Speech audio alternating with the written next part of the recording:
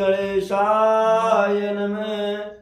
गुरुर्ब्रह्मा गुरुर्विष्णु गुरुर्देवो महेश्वर गुरुः साक्षात् परं ब्रह्म तस्मै श्री गुरुवे नमः।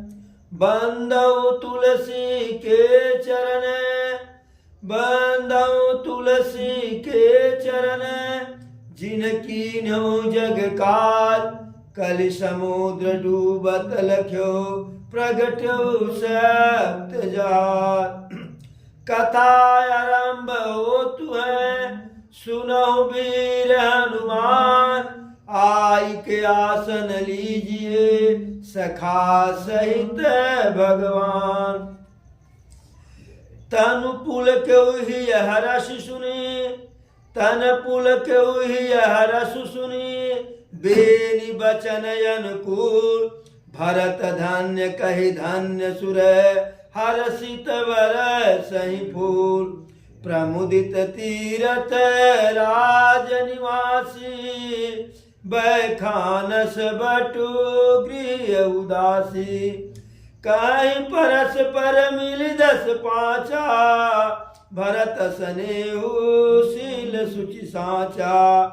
सुनत राम गुण ग्राम सुहाए सुनत राम गुण ग्राम सुहाए भरद्वाज मुनिवर पहियाए। दंडु प्रणाम करत मुनि देखे मूरत मंत भाग्य निज लेके। धाई उठाई लायुर लीने दीन यशीष कृतारथ कीने। आसन दीन नाई सिरु बैठे प्रमुदित सकुच गृह जनु भेज बैठे। आसन दीन नाई सिर बैठे आसन दीन नाई सिर बैठे। चाहत सकुच गृह जनु भज बैठे। मुनि पूछब कछु यह बड़ सोचू बोल ऋषि लखी शील सकोचू। सुनहु भरत हम सब सुधि पाई विधि कर तब किछु नय बसाई। तुम गलान जिय जन करहूँ तुम गलान जिय जन करहूँ समुझि मातु कर तू। तात कह कहीं दोष नहीं गई गिरा मति दूर। प्रयागराज भरत जी पहुंचे तो प्रयागराज के संगम के श्वेत और श्यामल रंग के धवल रंग के और श्यामल रंग के लहरों से संगम के वरदान मांगे कि हमें न तो धन चाहिए न तो काम चाहिए न तो मोक्ष चाहिए। सिर्फ जय जन्म जन्मू तजन्म जो है प्रभु श्री रामचंद्र जी के चरणों में मेरा अनुराग बना रहे। सीता राम चरण रति मोरे अनुदिन बढ़हि अनुग्रह तोरे। ऐसा वरदान जो है ऐसा निवेदन किए भरत जी प्रयागराज से संगम से। तो उनके इस निवेदन पर संगम से आवाज निकला। तात भरत तुम सब विधि साधु तात भरत तुम सब विधि साधु। राम चरण अनुराग गाधु बादि गलानी करहु मन माही। तुम सम रामई को प्रिय नाई। उस संगम से आशीर्वाद के रूप में आवाज निकली, हे भरत आप हर प्रकार से साधु हैं, संत हैं, सज्जन हैं और प्रभु राम के चरण में आपका अगाध प्रेम है, अगाध अनुराग है। व्यर्थ में गलानी मत करो, क्योंकि तुम सम राम को प्रिय नाई। आपके जैसा राम के लिए कोई दूसरा प्यारा है ही नहीं। जब ऐसा वचन सुने भरत जी, जो हम मांगे वही हमको मिल जाए, बिना किसी जो है किंतु लेकिन परंतु के, तो कितना प्रसन्नता होती है। तो भरत जी अति प्रसन्न हुए। तनु पुल क्यों ही हरस सुनी, बेनि बचन अनुकूल। भरत धान्य कही धान्य सुर, हर्षित बर सही फूल। त्रिवेणी जिसे जब ऐसी आवाज आई तो भरत जी बिल्कुल गदगद हो गए। अपने अनुकूल वचन को सुन करके, आशीर्वाद को सुन करके देवता लोग भरत जी का धन्यवाद कर रहे हैं और उनके ऊपर पुष्प की वर्षा कर रहे हैं। अरे प्रमुदित तीरथ राज निवासी, बैखानस बटु गृह उदासी। कहीं परस पर मिली 10 पांचा, भरत स्नेह शील सुचि साचा। जब भरत जी प्रयागराज में पहुंचे तो वहां के रहने वाले जो वानप्रस्थी थे, ब्रह्मचारी थे, गृहस्थ थे और सन्यासी थे, हर कोई जो है प्रसन्न हो गया, क्योंकि भरत जी राम के ही तरह से बिल्कुल वैसे ही जो है। और भरत जी का स्वभाव के बारे में जब सबको पता चल गया कि इनकी माता राघव सरकार को वन दे दी थी, उनको मनाने के लिए जा रहे हैं, तो जहां तहां 10-5 लोग मिल करके, जैसे जहां 10-5 लोग इकट्ठा होते थे, वहां भरत जी के स्नेह का, भरत जी के संकोच का, शील का जो है चर्चा हो रहा था, प्रशंसा हो रही थी। और इधर भरत जी आगे बढ़ते गए, भरद्वाज ऋषि के आश्रम पहुंचे और जैसे ही भरद्वाज ऋषि को देखे तो दूर से ही दंडवत प्रणाम किए। मूरत मंत भाग्य निज लेखे। और भरद्वाज जी को भरत जी देखे और भरत जी को भरद्वाज जी देखे। दोनों अपने अपने भाग्य की जो है सराहना मन ही मन करने लगे और मूर्तिमंत यानी मूर्तिमान हो गए। मूर्ति से, मूर्ति की तरह से, जैसे मूर्ति में कोई गति नहीं, एक तरह से एक टक देखते ही रह गए। इतने में भरद्वाज जी भरत जी को उठा करके हृदय से लगाए और उन्हें आशीर्वाद देकर के कृतार्थ उनको भी किए और भरत को आशीर्वाद देकर के स्वयं भी कृतार्थ हो गए। बैठने के लिए आसन दिए, लेकिन भरत जी मारे संकोच के, मारे लज्जा के, सिर नीचे जो है झुका करके बैठे हैं और इस तरह से लग रहा कि जैसे अभी इनको समय मिलेगा तो यहाँ से भाग जाएंगे। और संकोच क्या है भरत जी को कि यदि भरद्वाज ऋषि हमसे पूछेंगे कि भैया ये सब कैसे हुआ, आपके ही कारण हुआ, आपका इसमें जरूर कुछ न कुछ जो है हाथ जरूर होगा। हाँ, यही संकोच था कि भी पूछ न लें। लेकिन भरद्वाज जी भरत जी के इस तरह से बैठने को देख करके, उदास देख करके, सिर नीचे झुकाए हुए जो है भरत जी जैसे डर रहे हो, तो भरद्वाज जी चूंकि ऋषि थे, दुनिया देखे हुए थे, वह समझ गए कि भरत जी की समस्या क्या है। यह संकोच में है, लाज में है, भय में है। तो तुरंत भरद्वाज जी कहे, सुनहु भरत हम सब सुधि पाई, विधि कर तब पर किछु न बसाई। ऋषि भरद्वाज जी कहते हैं, हे भरत, शोक मत करो, संकोच मत करो, लज्जा मत करो। हमें सारी सूचना मिली है और विधाता के गति पर काल की गति पर किसी का कोई नियंत्रण नहीं होता है, और अपने माता की करतूत को सोच करके ग्लानि मत करो, दुखी मत हो जो है, और कैकेयी को भी दोष मत दो। विधाता की ही देन थी कि गई गिरा मति धूत। विधाता ने उनकी मति को जो है भ्रमित कर दिए थे, पलट दिए थे। अरे यह कहत भल काइन को, लोक वेद बुध सम्मत दो। तात तुम्हार विमल जसु गाई, पाई है लोकौ वेद बड़ाई। लोक वेद सम्मत सब कहीं, जय पितु देई राजु सूलई। राहु सत्य व्रत तुम्हें बोलाई, देत राजु सुख धर्म बढ़ाई।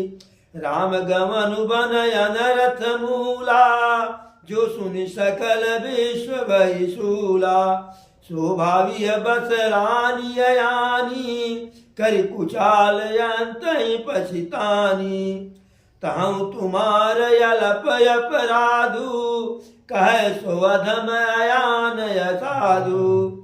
करते हूँ राज तु तुम्हें न दोषु, राम ही हो तु सुनत संतोषु। अब यति कीन्हु भरत भल, तुम्हें उचित मत एव। सकल सुमंगल मूल जग, रघुबर चरण सनेव। कहते हैं भरद्वाज जी, यह कहत भल कहिन को, कि यह कहते भी कोई भला नहीं कहेगा कि लोक वेद बुध सम्मत दो, क्योंकि लोक और वेद दोनों में ही विद्वानों को मान्य है। तात तुम्हार विमल जसुगाई, पहिया ही लोकों वेद बढ़ाई। हे पुत्र, तुम्हारे स्वच्छ विमल यश का गुणगान करके यह संसार खुद बढ़ाई पाएगा। यह लोक प्रसिद्ध भी है और वेद सम्मत भी है कि जिसे पिता राज दे वही राजा होता है। राव सत्यव्रत तुम्हें बुलाई, राजा सत्यव्रती थे। यदि वह तुमको बुला करके राज्य देते तो देत राज सुख धर्म बढ़ाई। राज्य देते समय उनको भी सुख होता और उनकी पढ़ाई भी होती। लेकिन इसमें जो गड़बड़ हुआ, अनर्थ क्या हुआ कि राम को बन जाना पड़ा। जो सुनि सकल विश्व भय शूला, जिस बात को सुन करके सारे विश्व को, सारे संसार को कष्ट हुआ। लेकिन इसमें भी जो है किसी का कोई दोष नहीं है। भावी बस विधाता के करने के कारण जो है रानी अज्ञान हो गई थी और वह कुचाल की, कुकृत्य की, और ऐसा कुकृत्य करके बाद में पश्चाताप भी की। और यदि इसमें कोई तुम्हारा थोड़ा सा भी दोष तुम्हें लगाएगा, जरा सा भी, तिनके के बराबर कोई इसमें आपको दोषी बनाएगा इस षड्यंत्र में, कहे सोवधम अयान साधु, ऐसा जो कहेगा वह पापी होगा, अज्ञानी होगा, असंत होगा। यदि आप राज्य भी करते जो है, राम को मनाने न भी जाते तो भी तुम्हें कोई दोष नहीं दे सकता था। और ऐसा सुन करके कि मेरा भरत राजा बना है, राम भी संतुष्ट ही होते। लेकिन इधर जो आप कर रहे हो, अभयत कीन्हु भरत भल, तुम्हें उचित मत एव। सकल सुमंगल मूल जुग, रघुबर चरण सनेव। हे भरत, अब आप और भी अच्छा किए जो है कि जो प्रभु के पास जा रहे हो, उनको मनाने जा रहे हो। सारे मंगल का मूल, सारे सुमंगल का मूल प्रभु श्री रामचंद्र जी के चरणों का दर्शन है। अरे सो तुम्हारु धनु जीवन प्राणा, भूरि भाग को तुम्हें समाना। यह तुम्हारे आचरजुन ताता, दशरथ सुवन राम प्रिय भ्राता। कहे कि सो तुम्हार धनु जीवन प्राणा, वह श्री रामचंद्र जी के चरणों का प्रेम ही तुम्हारा धन जीवन और प्राण भी है। और तुम्हारे समान इस संसार में कौन सौभाग्यशाली है, कौन बड़भागी है। और यह कोई अचरज की बात नहीं है, आश्चर्य की बात नहीं है। क्यों? आप दशरथ जी के पुत्र हैं और राम के भाई हैं, इसलिए ऐसा होना ही होना था। सुनहु भरत रघुवंश मन माही, प्रेम पात्र तुम सम को नाही। राम लखन सीत यत प्रीति, निस सब तुम ही सरात बीती। भरद्वाज जी कहते हैं, हे भरत, सुनहु भरत रघुवर मन माही। हे भरत, सुनिए, प्रभु श्री रामचंद्र जी के मन में, उनके मन के अनुसार तुम्हारे जैसा कोई प्रेम का पात्र नहीं है। हमारे ही यहाँ रात्रि विश्राम किए थे प्रभु श्री राम, माता जानकी और लक्ष्मण भैया। पूरी रात तुम्हारे ही गुणगान को करते हुए रात बीत गई थी। जाना रमुनाथ प्रयागा, मगन होई तुमरे अनुरागा। तुम पर यश सनेहु रघुबर, सुख जीवन जग जस जड़ नर के। कहे कि प्रयागराज में जब वे स्नान कर रहे थे, उस समय मैंने उनका यह मर्म जाना, वे तुम्हारे प्रेम में मग्न हो रहे थे। तुम पर श्री रामचंद्र जी का ऐसा अगाध प्रेम है जैसा किसी मूर्ख का विषय में विषयक्त होने पर सुखमय जीवन में होता है। यह न अधिक रघुवीर बड़ाई, प्रत कुटुंब पाल रघुराई। तुम तव भरत मोर मत येहु, धरय दे जनु राम सनेहु। कहते हैं कि यह राघव सरकार की बड़ाई है, क्योंकि वह अपने शरणागत अर्थात अपने परिवार के लोगों को पालने वाले हैं। और तुम्हारा तो जन्म ही जो है प्रभु श्री रामचंद्र जी के जो है स्नेह के लिए हुआ था जो है। तुम कह भरत कलंक यह, हम सब कह उपदेश। राम भगत ऋष सिद्धित, भाय समय सनेश। भरद्वाज जी कहे कि हे भरत, तुम्हें तो यह लगता है, तुम कहते हो कि हमें यह कलंक मिला, लेकिन हम सब जो जानते हैं कि इसी बहाने विधाता यह उपदेश दिए कि आप इसी बहाने जो है प्रभु के चरणों में अपना प्रेम सिद्ध करो। इस प्रकार से भरत जी को समझाए जो है। भूप भगीरथ सुर सरयानी, सुमिरत सकल सुमंगल खानी। दशरथ गुण गण बरनि न जाही, अधिक कहा जय सम जग नाही। कहे कि भूप भगीरथ सुर सरयानी, महाराज भगीरथ गंगा मैया को पृथ्वी पर ला करके सुमिरत सकल सुमंगल खानी, जिस गंगा जी का स्मरण करके जो है संपूर्ण मंगल की खान हो जाते हैं जो है। दशरथ गुण गण बरनि न जाही, ऐसे महाराज दशरथ के जो है गुणों के समूह का वर्णन नहीं किया जा सकता है। अधिक कहा जे सम जग नाही, और अधिक कोई क्या कहे जिनकी बराबरी का इस संसार में कोई नहीं। दशरथ जी के बराबरी का इस संसार में कोई नहीं है। जासु स्नेह सकोच बस, राम प्रगट भय आय। जे हरहि नयन कबहू, निरखय नहीं अगाय। दशरथ जी ऐसे बड़भागी हैं, ऐसे सौभाग्यवान हैं कि जिनके संकोच के कारण स्वयं राम उनके घर आकर के प्रकट हुए।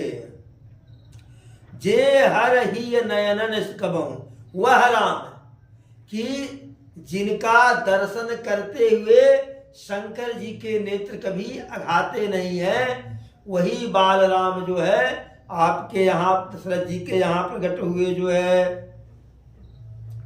कीरत विधु तुम कीन अनुपा, जह बस राम प्रेम मृग रूपा। तात गलानी करहु जिय जाए, डरहु दरिद्र पारस पाए। कहते हैं कि तुमने कीर्त रूपी अनुपम चंद्रमा को उत्पन्न किया।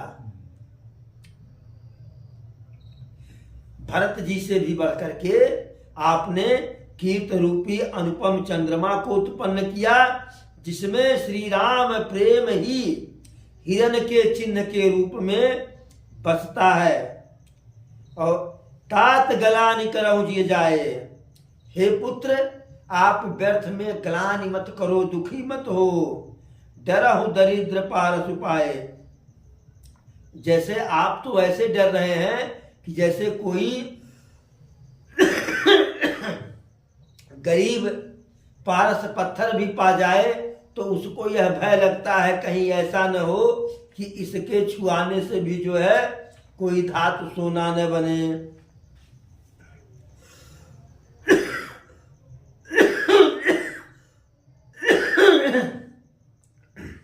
फिर कहे कि हे भरत, हम झूठ नहीं कहते हैं, हम उदासीन सन्यासी हैं, तपस्वी हैं, वन में रहते हैं, किसी से कुछ चाहते नहीं है, कुछ किसी से इच्छा नहीं है, लेकिन राम लखन सिय दर्शन पावा, सारे सब साधन कर सुफल सुहावा।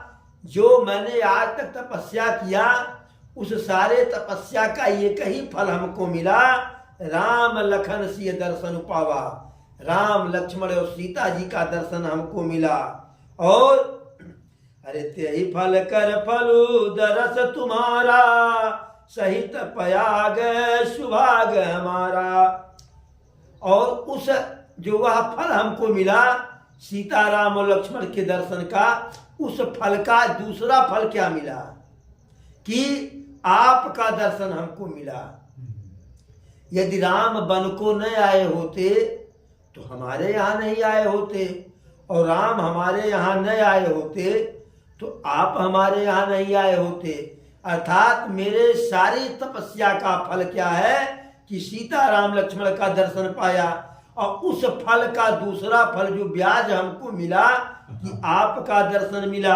और आपका दर्शन मिला तो हमारा भी सौभाग्य है और प्रयागराज का भी सौभाग्य है। भरत धन्य तुम जसु जग जयऊ, कही अस पे मैं मगन मुनि भयऊ। कहे कि हे भरत जी, आप धन्य है संसार में जो आप जन्म लिए। ऐसा कह करके भरद्वाज ऋषि जी बिल्कुल मगन हो गए। भरद्वाज जी के ऐसे वचनों को सुनकर के जो भरत जी के साथ सभासद थे और पूरा समाज था जो है, सब एकदम प्रसन्न हो गए। और देवता लोग प्रसन्न होकर के ऊपर से जो है पूरे समाज के ऊपर पुष्प की वर्षा कर रहे हैं। धन्य धन्य धुनि गगन पयागा, सुनि सुनि भरत मगन अनुरागा। आकाश से भी, प्रयागराज के ऊपर जो है आकाश से भी जो है धन्य धन्य का जो है आवाज शंखनाद गूंज रहा है। और उस आवाज को सुन करके भरत जी प्रेम में बिल्कुल मग्न हो रहे हैं। पुलक गात ही राम सिय, सजल सरोरुहन, करि प्रणाम मुनि मंडली, बोले गद गद बैन। भरत जी प्रसन्न होकर के पुलकित है, बिल्कुल गदगद हैं, और उनके कमल रूपी नेत्रों में प्रेम के अश्रु भर आए। और भरद्वाज जी को दंडवत प्रणाम करके गदगद वचन से प्रणाम किए और बोले, क्या बोले? अरे मुनि समाज यरु तीरथ राजू, साचुह सपथ अघाई काजू। यही थल जब किछु काई बनाई, यही समय अधिक नयधमाई। तुम सर्वज्ञ कहूँ सतभाऊ, उरयंतर जामिय रघुराऊ। मोहिन मातु कर तब कर सोचू, नहीं दुख जिय जगु जानहि पोचू। नाहि न डरु बिगरहि परलोकु, पितहु मरण कर मोहिन शोकु। सुकृत सुजस भरी भुवन सुहाए, लक्ष्मण राम सरिस सुत पाए। राम बिरह तजी तनु छन भंगु, भूप सोच कर कवन प्रसंगु। राम लखन सिय बिनु पग पनहि, करि मुनि बेश फिरहि बन बनहि। अजिन बसन फल असन मही, शयन डास कुश पार। बसि तरु तर नित सहसहि में, आतप बरसाबार।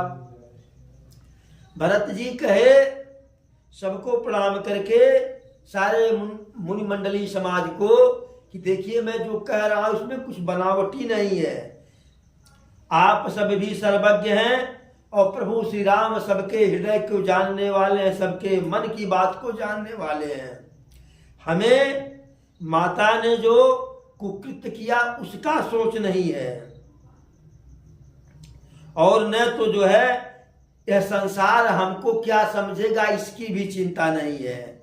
इसकी भी चिंता नहीं है कि माता के इस कुकृत से मेरा परलोक बिगड़ जाएगा। पिताजी के मृत्यु की कोई चिंता नहीं है। पिताजी के मृत्यु की चिंता क्यों किया जाए, जिनके पास राम लक्ष्मण जैसे जो है कर्तव्य परायण पुत्र हैं, और जो राम के प्रेम में जिए और राम के विरह में अपने प्राणों को त्याग कर दिए। भला ऐसे महाराज दशरथ जी के लिए चिंता या शोक करना उचित ही नहीं है। हमें तो केवल एक ही चिंता है कि राम लक्ष्मण मेरी सीता माता बिना पैर में चरण पादुका के वन में इधर उधर भटक रहे हैं, मुनियों के वेश में है, खाने के लिए कंद मूल फल है, बैठने के लिए सोने के लिए कुश और पत्ती है, पेड़ के नीचे विश्राम करते हैं, और सहत ही मया तप बरसाबात, बर्फीली हवा को बर्दाश्त कर रहे हैं, गर्मी को बर्दाश्त कर रहे हैं, और वर्षा को बर्दाश्त कर रहे हैं। यही दुखदा है दाएं दिन छाती, और भूख नवासर नींदन राती। यही कुरोग कर औषधि नाही, और शोध्यु सकल विश्व मन माही। इसी दुख ने हमको, इसी दुख में हमारा हृदय जो है दिन रात जल रहा है, और उसी के कारण न तो हमें दिन में भूख लग रही है, न तो रात में नींद लग रही है। यह ऐसा कुरोग हो गया है, असाध्य रोग हो गया है कि पूरे संसार में खोज डाला मैं, इसकी कोई दवा हमें नहीं मिली, कोई औषधि नहीं मिली जो है। इस प्रकार से भरत जी अपनी व्यथा लोगों को बताए।